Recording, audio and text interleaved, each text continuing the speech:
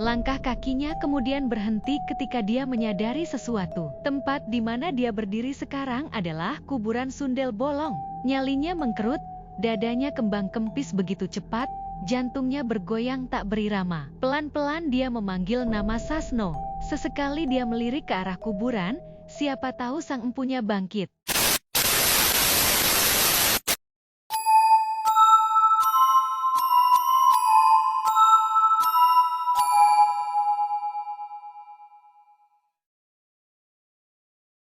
Assalamualaikum warahmatullahi wabarakatuh. Kembali lagi bersama saya di channel Danger Zone. Jadi di segmen Kismis Kisah Misteri kali ini, saya menceritakan tentang kuburan Sundel Bolong. Sebelum masuk ke ceritanya, alangkah baiknya kalian dukung channel kami dengan cara subscribe, like, comment, and share ke teman-teman kalian semua, agar kami lebih semangat lagi untuk membuat video-video yang lebih menarik lagi. Oh, tanpa banyak basa-basi kita gas ke ceritanya. Kismis Kisah Misteri dimulai.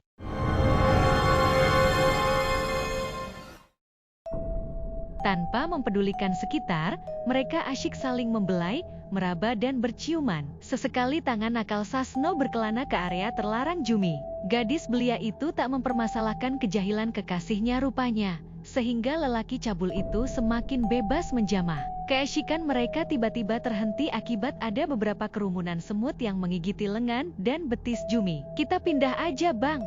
Di sini banyak semut," kata Jumi. Semula Sasno menolak, tapi karena Jumi terus merengek, akhirnya dia menuruti permintaan kekasihnya itu. Pindah kemana enaknya? Mencari tempat yang sepi, tapi tak jauh dari permukiman penduduk. Karena jika setan itu muncul, dia bisa langsung minta tolong, pikir Sasno. Mereka mencari-cari, tapi tak ada tempat yang sesuai. Tanpa sadar, mereka telah jauh dari rumah penduduk dan berada di perbatasan hutan, berjarak 100 meter dari kuburan Sundel Bolong. Tanpa ada rasa merinding, mereka lalu melanjutkan hal yang tak berpendidikan itu. Satu persatu pakaian Jumi dilucuti Sasno yang sudah bernafsu, sedangkan Jumi tanpa malu senyum-senyum sambil memejamkan mata. Sebelum pemuda tak bermoral itu menelanjangi Jumi, tiba-tiba sepotong tangan memegang kepalanya dari belakang dan menariknya jauh melesat ke dalam hutan. Jumi spontan berteriak histeris. Sambil cepat-cepat mengenakan pakaiannya,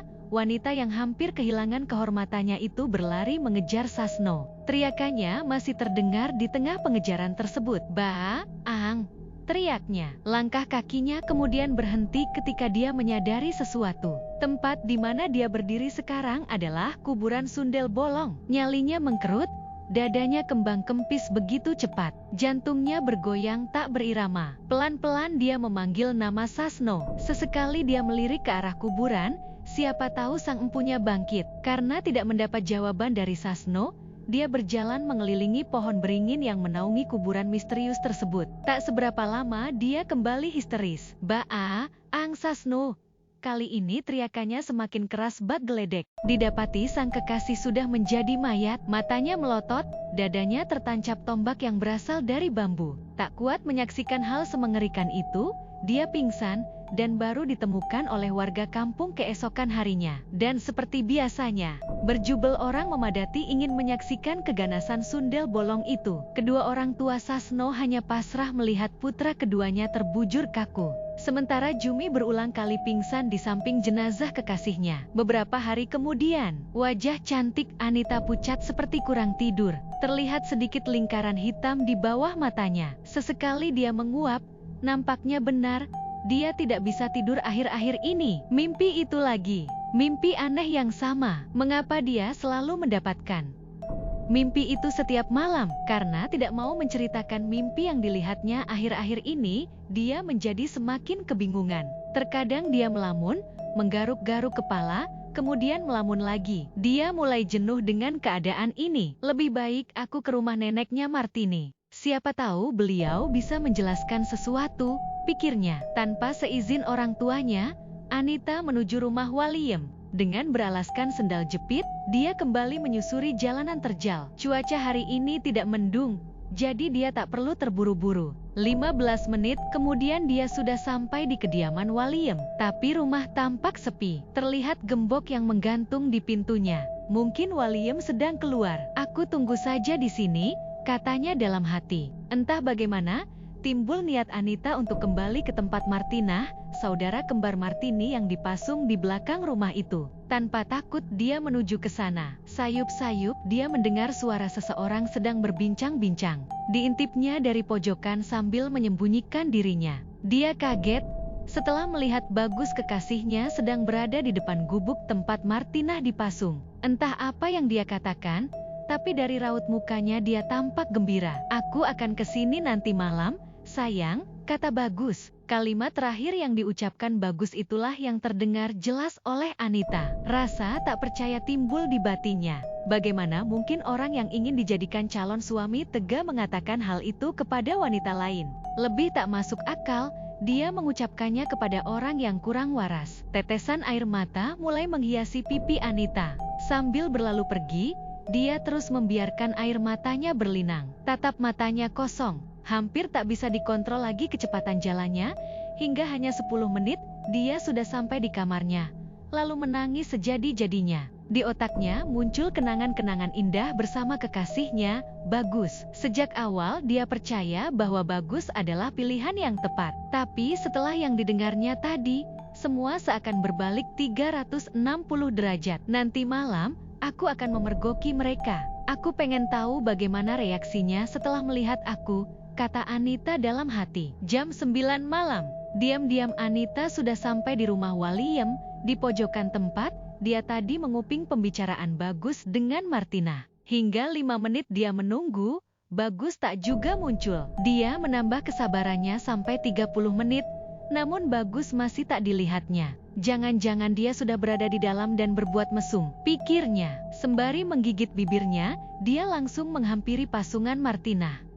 Diintipnya ke sela-sela pintu. Karena kondisinya gelap, dia kesulitan melihat apa yang sedang terjadi di dalam ruangan kecil itu. Tiba-tiba, krik, pintunya terbuka sendiri. Anita mundur sejengkal lalu histeris. Sosok sundel bolong berlumuran darah sedang berdiri di hadapannya. Dia ingin berteriak sekeras-kerasnya, tapi aneh, suaranya tak bisa keluar sama sekali. Beruntung kakinya masih berfungsi, sehingga tanpa dikomando, Anita berlari secepat halilintar menjauh dari sosok seram itu. Karena keadaan gelap dan senternya mati, bukannya arah rumah yang dia tuju, tapi malah hutan yang kini dia masuki. Beberapa saat setelah sadar dia salah arah, lampu senternya kembali berfungsi. Dia mati sekitar dengan cermat. "Oh Tuhan, kenapa aku sampai di sini?" kata Anita kembali ketakutan. Dirinya sekarang berada di samping kuburan sundel bolong. Bulu kuduknya yang sudah berdiri dari tadi, malah tak mau tidur lagi.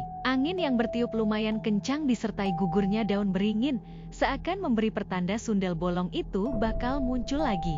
"Sebelum dia membunuhku, lebih baik aku pergi dari sini," pikirnya sambil bergegas pergi. Belum jauh dia melangkah, tiba-tiba dia mendengar jeritan seseorang sedang kesakitan. Berulang kali suara itu terdengar. Nampaknya suara itu tak asing bagi telinga Anita. "Mas Bagus," kata Anita. Ditolehnya arah kanan lalu ke kiri, kemudian diputarkan pandangannya 360 derajat, namun tak ada Bagus, sang kekasihnya itu. Dicermati lagi suara itu, makin lama makin jelas dan yakin itu suara Bagus sedang kesakitan. Anita lalu memeriksa di balik pohon dan semak-semak. Sambil sedikit terisak, dalam hatinya terus berdoa demi keselamatan sang kekasih. Walau tadi siang Bagus telah membuat hatinya teramat kecewa, tapi dia tak tega bila harus menyaksikan dia tewas. Mas Bagus," teriak Anita. Tak lama kemudian ada jawaban dari Bagus. "Anita, cepat pergi, jangan kesini," ucap Bagus dengan suara yang lirih. Mendengar peringatan itu, bukannya pergi menjauh, tapi Anita malah menyongsong arah datangnya suara itu.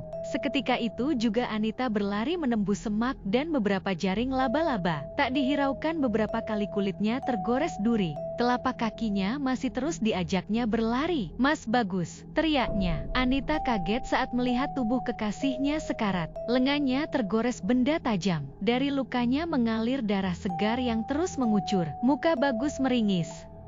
Menahan kesakitan yang amat sangat, dia bersandar di bawah pohon beringin yang tak begitu besar. Di sekitarnya nampak bekas tanah yang terinjak-injak tak karuan, seperti bekas perkelahian. "Kenapa kamu kesini? Cepat lari, selamatkan dirimu," kata Bagus. "Tidak Mas, kamu harus selamat, jawab Anita sambil berusaha membantu Bagus berdiri. Dengan susah payah Anita berusaha membantu Bagus bangun. Tenaganya yang hanya seorang wanita hampir kesulitan membuat lelaki bertubuh gempal itu berdiri. Tiba-tiba kepala Anita dicengkeram dari belakang, ditarik dan dibenturkan ke pohon. Au!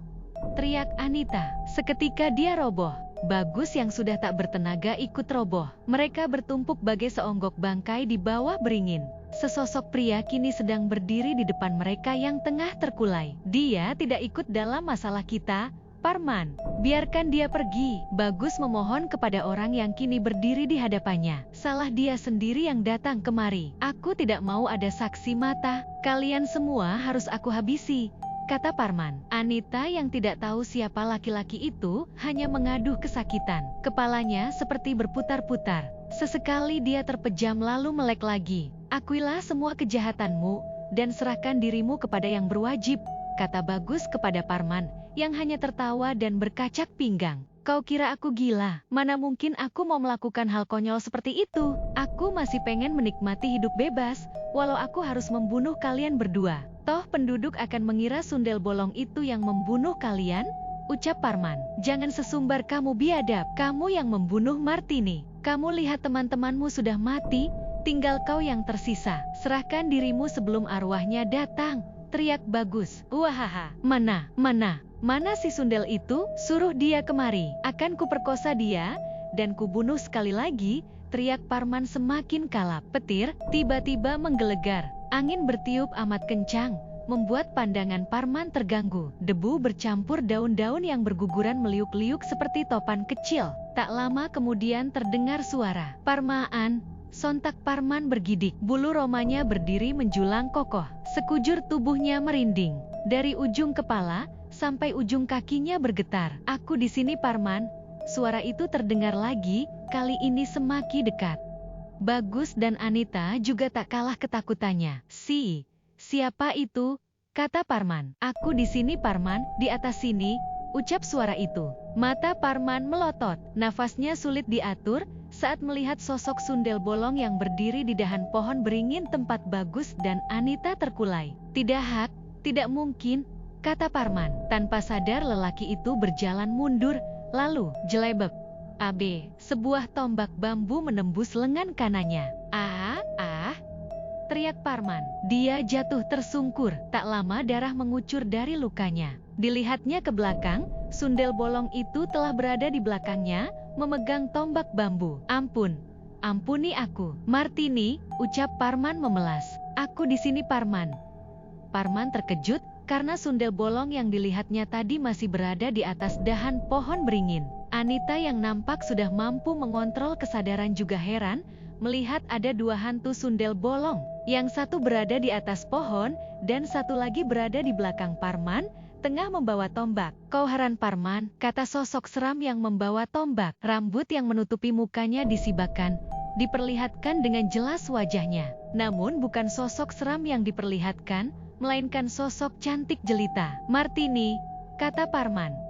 Aku Martini. Selama ini, aku masih hidup. Karena yang kamu bunuh itu sebenarnya Martina, saudara kembarku yang mengidap gangguan jiwa," tutur Martini penuh emosi. "Jadi, yang dulu kami perkosa itu Martina," ucap Parman kaget. "Ya, itu Martina," potong Bagus sambil merintih. Setelah mengumpulkan tenaga, Bagus meneruskan kata-katanya. "Kejadian sebenarnya adalah dulu Martini kasihan melihat saudaranya dipasung. Dengan sembunyi-sembunyi dia melepaskan pasungannya itu. Namun tanpa diduga Martina kabur, lalu Martini mengejarnya. Tapi kalian menemukan Martina terlebih dahulu dan merenggut kehormatannya," ungkap Bagus. "Kamu, Jatmiko dan Sasno lalu dengan keji membunuhnya. Aku yang melihat dari kejauhan tidak bisa melakukan apa-apa. Lalu aku berpura-pura menjadi Martina agar aku bisa balas dendam supaya arwah saudariku tenang." "Dasar keparat," ucap Martini yang masih memegang tombak bambu.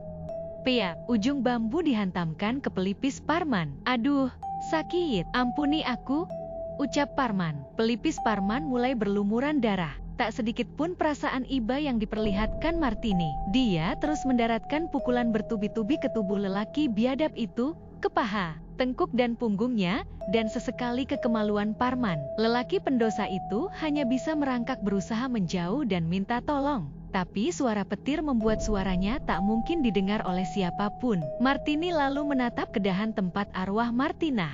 Hantu sesungguhnya berdiri. Dia tersenyum dan berkata, "Dendam kita sudah impas."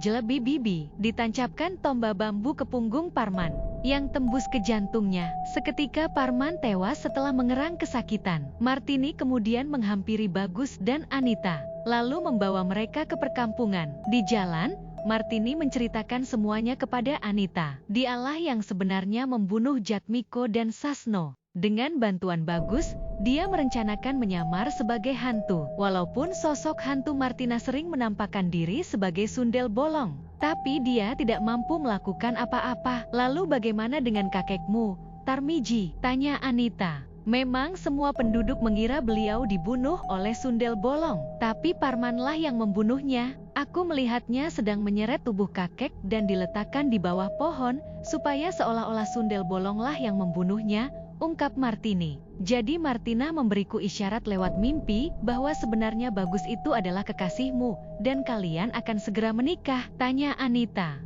Memang benar, tapi mungkin keadaan tidak akan berjalan seperti itu, mengingat aku harus mempertanggungjawabkan semua perbuatanku. Lebih baik kamulah yang tepat menjadi pendampingnya, kata Martini. Pembicaraan mereka berakhir saat Bagus dan Anita memasuki rumah Bagus. Martini kembali ke pasungan dan hendak mengakui semua perbuatannya yang main hakim sendiri itu. Anita yang mengetahui cerita sebenarnya, mengurungkan niatnya untuk bersanding dengan Bagus dan meminta Bagus untuk menunggu Martini bebas dari penjara.